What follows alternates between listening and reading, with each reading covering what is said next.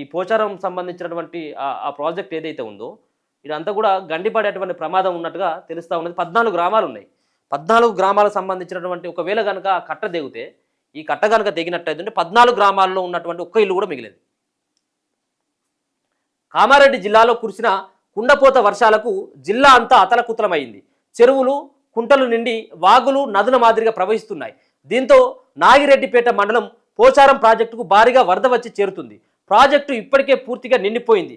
అన్ని గేట్లు ఎత్తి నీళ్లు కిందికి పంపుతున్నారు. కానీ భారీ ఎత్తున వస్తున్న వరద ప్రాజెక్టు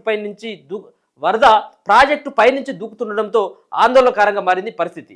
గతంలో ఎన్నడూ లేనంత వర్షం పడుతుండడంతో బుధవారం 1,15,000 క్యూసెక్ల వరద నీరు ప్రాజెక్టుకు వచ్చినట్లు అధికారులు చెబుతున్నారు. ప్రాజెక్టు పూర్తి స్థాయి నీటి మట్టం 1.82 టీఎంసీలు. దీంతో ఇప్పటికే ప్రాజెక్టు పూర్తిగా నిండిపోయింది. ప్రాజెక్టు నిండడంతో వరద నీరు డ్యామ్ పై నుంచి దూకుతున్నాయి. మరోవైపు ఇన్ఫ్లో ఎక్కువగా ఉండడంతో ప్రాజెక్టు ఓవర్ హెడ్ వద్ద ముంగ ఏర్పడ్డది. దీంతో ఏ క్షణమైనా ప్రాజెక్టుకు ప్రమాదం సంభవించవచ్చని అధికారులు ప్రకటించారు. ఏ క్షణం ఏం జరుగుతుందోనని గ్రామస్తులు బిక్కుబిక్కుమంటూ గడుపుతున్నారు. దాదాపు 14 గ్రామాలు ప్రభావితమయ్యే అవకాశం ఉంది. ప్రస్తుతం ప్రాజెక్టు ఓవర్ హెడ్ వద్ద బుంగ ఏర్పడ్డది. ఏదైనా జరగకూడని జరిగితే ప్రాజెక్టు ప్రమాదంలోకి వెళ్తుందని చెబుతున్నారు. ప్రభావిత ప్రాంతాల ప్రజలను ఖాళీ చేయించి సురక్షిత స్థలాలకు తరలిస్తున్నారు అధికారులు. చూడగా ఈ సంబంధించినటువంటి ఒకవేళ కనుక ఈ ప్రాజెక్టు ఇప్పటికే గండి పూడ్చేటువంటి ప్రయత్నం చేస్తూ ఉన్నారు అధికారులు. వేసినవా? సో మొత్తానికి ఆ బుంగని పూడ్చేటువంటి ఆ ప్రయత్నం చేస్తూ ఉన్నారు. కానీ అది ఒకవేళ కనుక తెగితే మాత్రం సో మొత్తానికి ఒకవేళ కనుక అది కనుక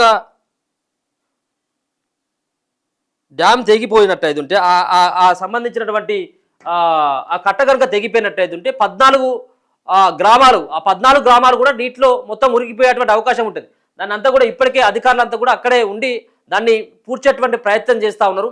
ఆ గ్రామాల్లో ఉన్నటువంటి ప్రజలు కానీ అక్కడ ఉన్నటువంటి వాళ్ళందరినీ కూడా ఖాళీ చేసేటువంటి ఆ ప్రయత్నం అయితే చేపిస్తున్నట్టుగా తెలుస్తూ ఉంది. చూద్దాం మరి అది ఏం కాకూడదని చెప్పేసి కోరుకుందాం.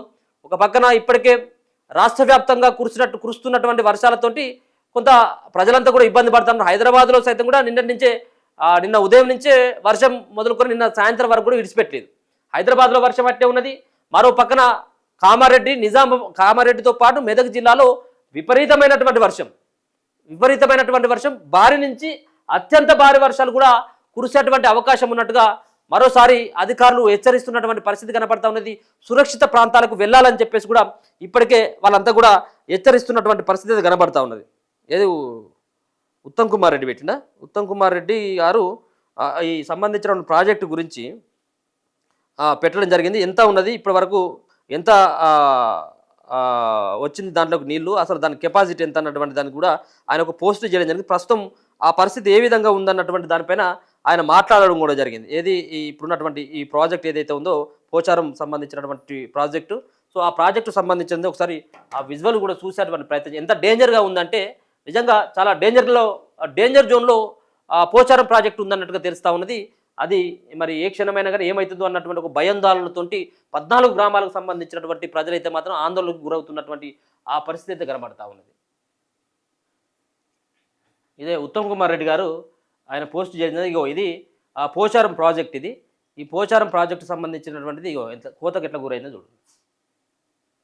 ఇగో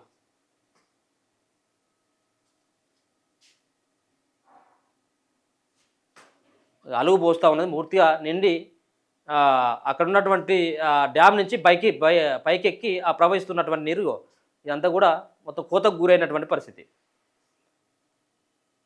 సో డేంజర్ జోన్లో ఉందన్నట్టుగా అర్థమవుతా ఉన్నది. ఇంకా ఇవాళ అలాగే రేపు కూడా వర్షాలు ఉంటాయి, భారీ వర్షాలు ఉన్నాయని చెప్పేసి అధికారులు హెచ్చరిస్తున్నారు. కాబట్టి ఏ క్షణమైనా కానీ ఏం జరుగుతుందన్నటువంటి ఆ భయాందోళనతోటి వాళ్ళు ఉన్నట్టుగా తెలుస్తూ ఉన్నది.